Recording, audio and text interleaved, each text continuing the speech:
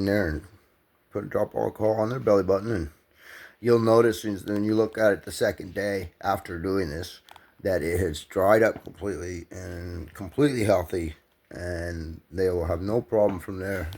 My first one had no problem from there healing, and I didn't have to do any more treatment with alcohol or nothing to get her belly button to heal, to seal up completely. Just the one time.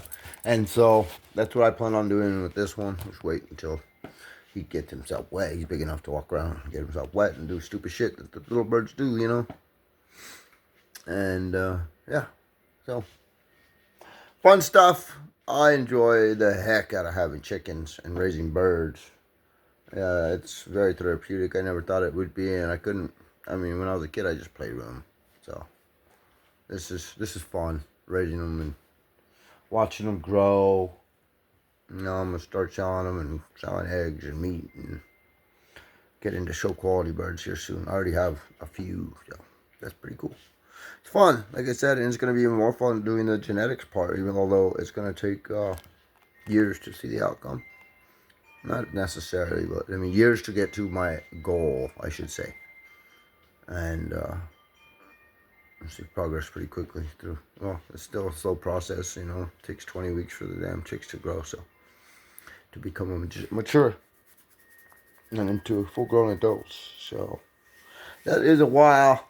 It is a long process, and it's gonna take time. And we're gonna just see. I'll share it all over video with you guys on video and whatnot.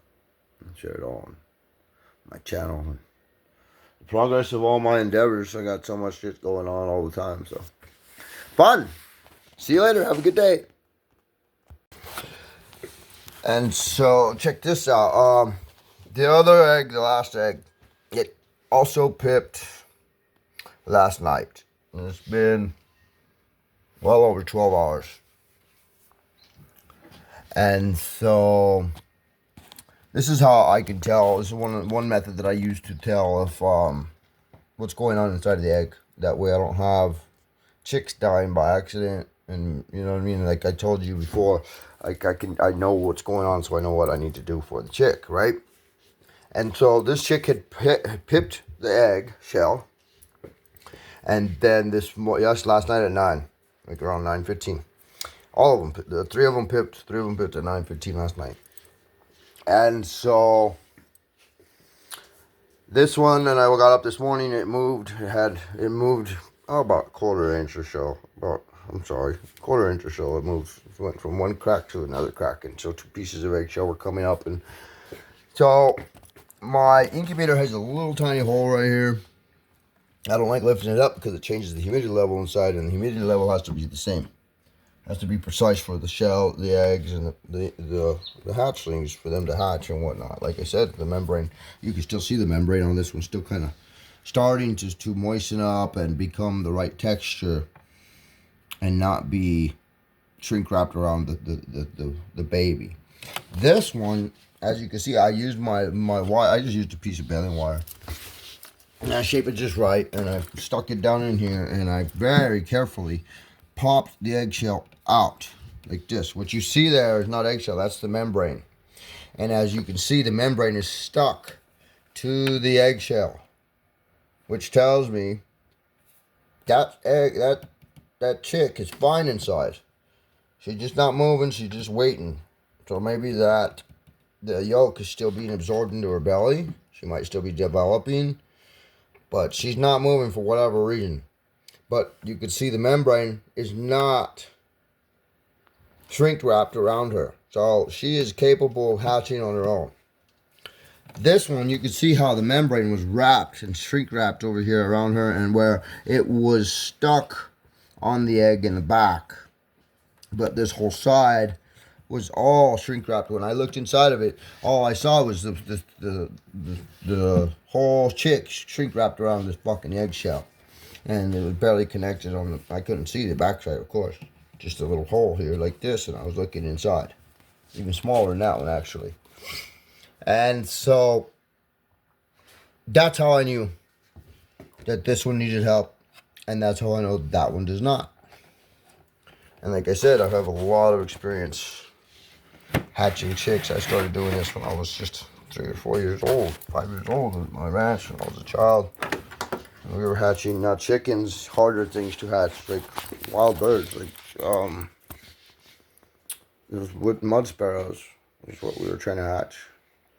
And so, and regular sparrows, and just, regular, birds that fly outside. So those are a little bit more complicated to hatch, especially because there's not like any precise knowledge about what temperature or what humidity levels need to be at, all that stuff. So you're kind of just doing what other eggs need and hoping it's the same or really close to it in that case. And back then we didn't know anything like that. We just stuck them under a lamp like this and put them in a box with a rag and stuck them under a lamp and turned them and hoped to God they hatched. It took 2 or 3 times just to have one,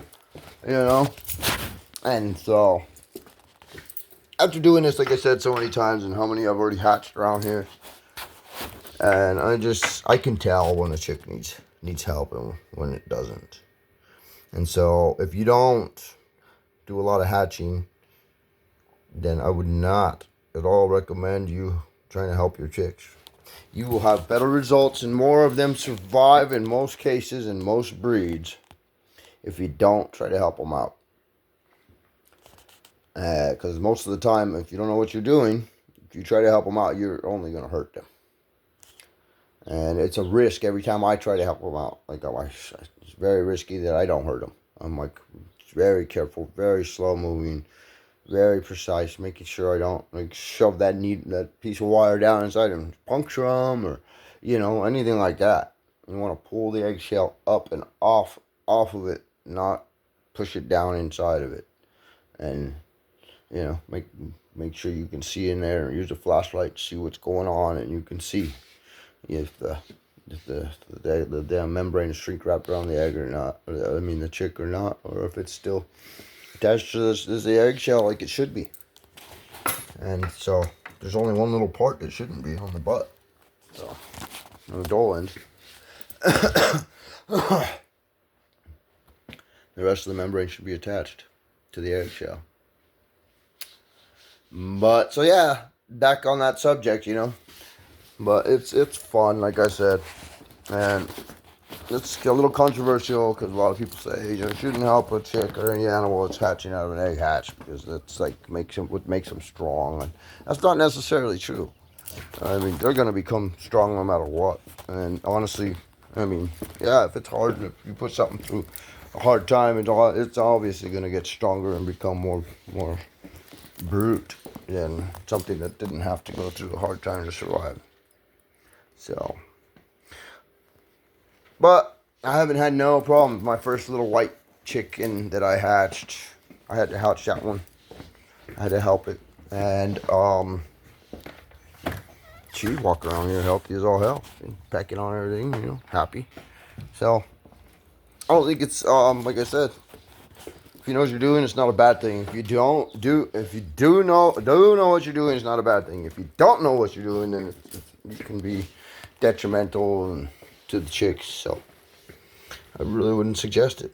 But I would suggest growing chicks and growing chickens and hatching them and doing all this stuff is so much fun.